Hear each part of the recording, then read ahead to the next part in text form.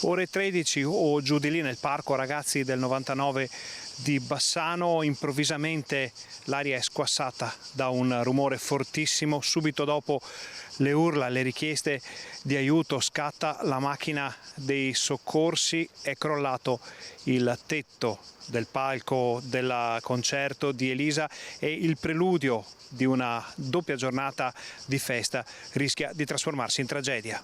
Sono ancora in via di definizione le cause del crollo della struttura allestita nel polmone verde bassanese per il concerto di apertura del tour nazionale della cantante Elisa e per la 2 giorni di musica organizzata a ridosso del grande evento.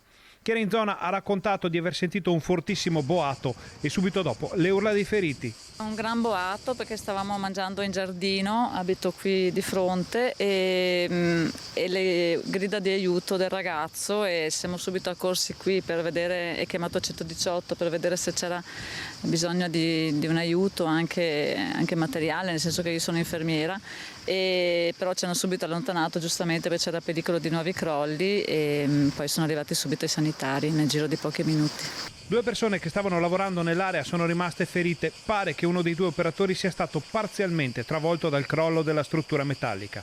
È stato comunque subito estratto e sottoposto alle prime cure dai presenti. Poi sono accorsi nel parco cittadino i sanitari del SUEM che l'hanno preso in consegna. Le condizioni dei 2 feriti non sarebbero gravi. L'area è stata immediatamente transennata e subito dopo la partenza dell'ambulanza per il San Bassiano sono iniziate le verifiche su quanto è accaduto nella struttura. Nel parco, poi chiuso con ordinanza municipale, sono arrivati i vigili del fuoco e i carabinieri di Bassano, oltre al personale dello Spisal e della Questura. Sono state raccolte le informazioni da chi stava lavorando nel cantiere del grande spettacolo per capire la dinamica di un crollo che poteva trasformarsi in tragedia. Pochi minuti prima che la copertura collassasse c'erano infatti molte persone che lavoravano sul palco, salvate letteralmente dalla pausa pranzo.